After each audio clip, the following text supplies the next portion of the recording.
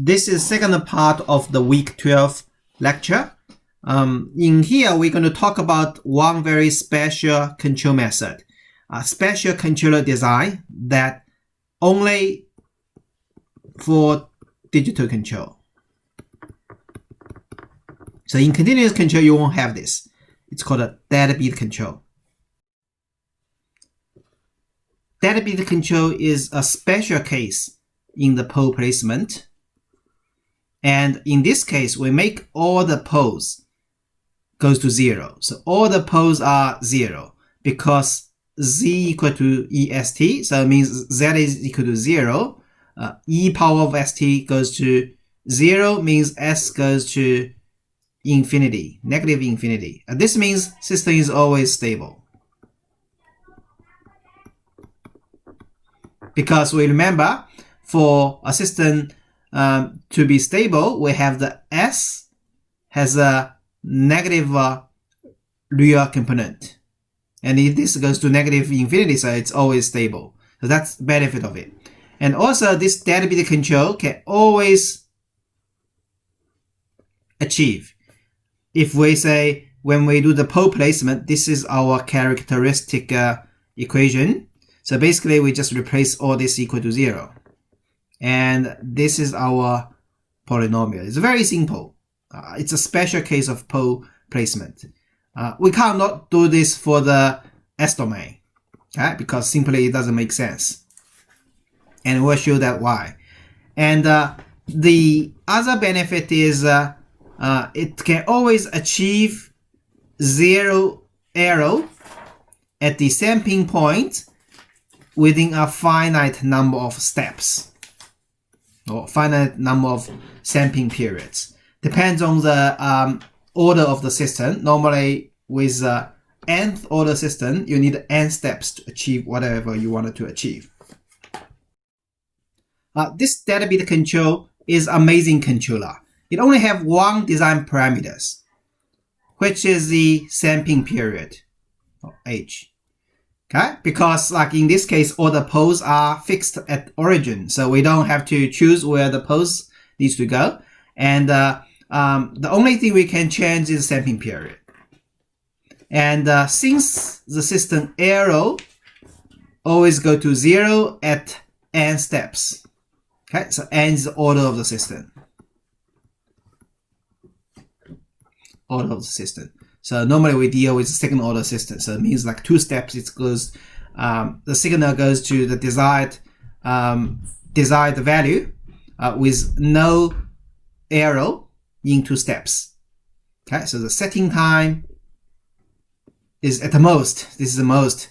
You need a 2 sampling period for the second order system and 3 sampling period for the third order system. So this looks like if we make the sampling period very small, our response for the system is very small. Okay, the system can respond very fast.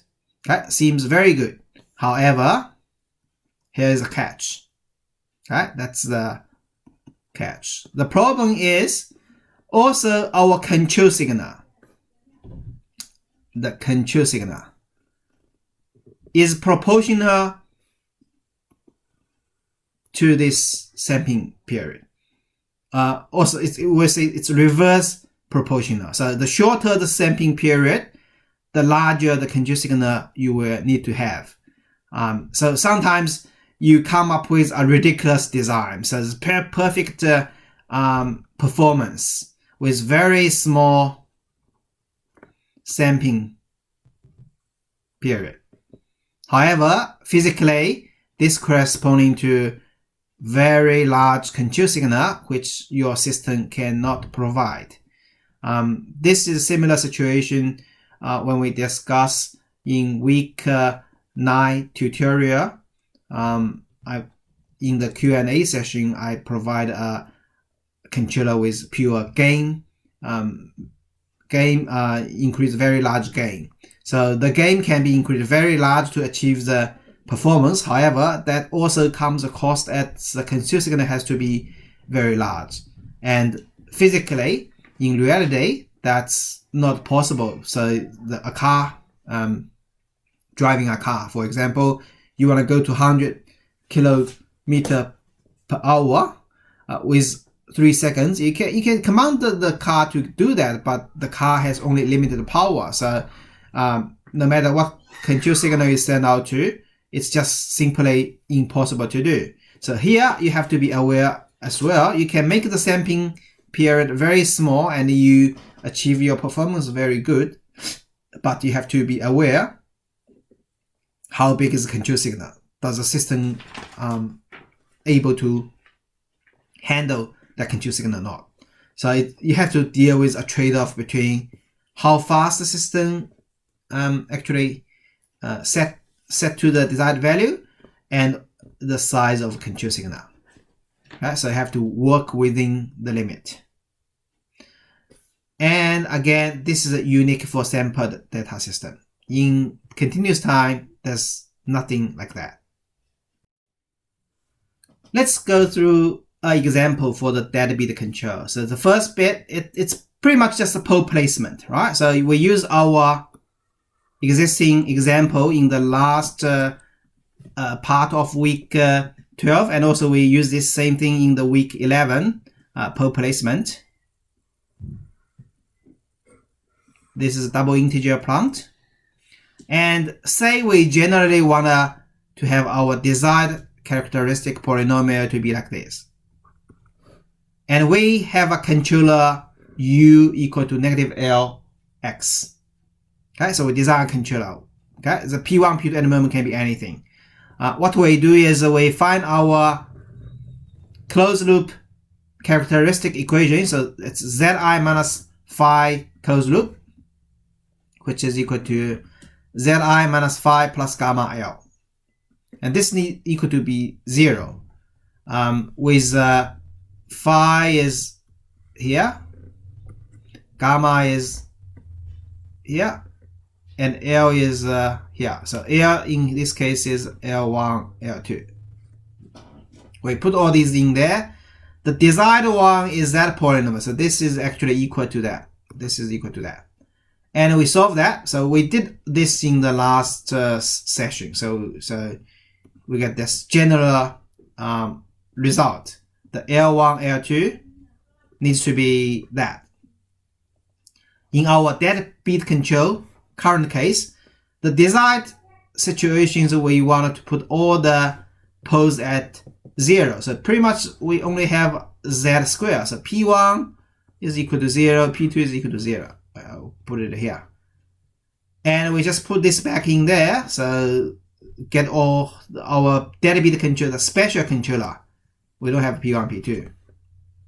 All we got is L1 equal to 1 over h squared and L2 equal to 3 over 2h. Okay, so data bit controller, you can see the parameter here, because the poles are always at origin, so this P1, P2 disappears. The parameter we have is only h. Only the sampling time is our parameter.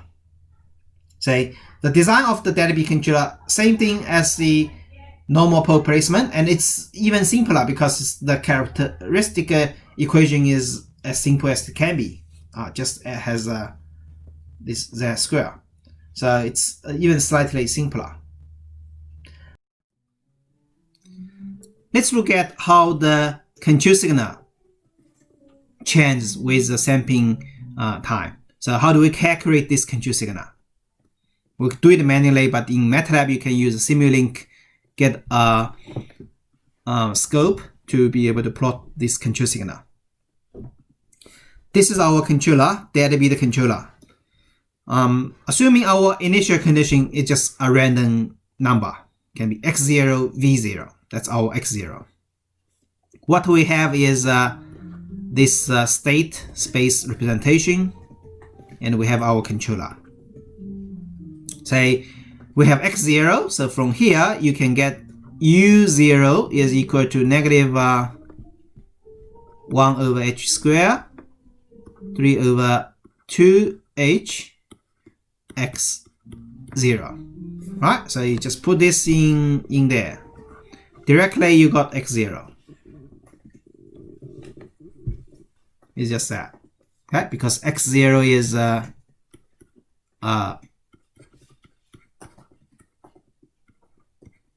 x0 is x0 v0. It's a column vector. A row vector multiplied with a column vector, you get a single value. This is our control signal when x equal to 0, based on our controller design. That's what we wanted to send out from the controller to do that. Then let's look at how do we calculate this x1. Well, we need x1 here. You need u1, sorry. You want a u1, you have to get x1 first.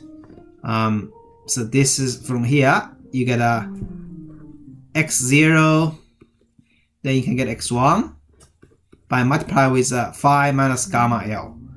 Phi, gamma is from the previous slides, it's all there. L is here.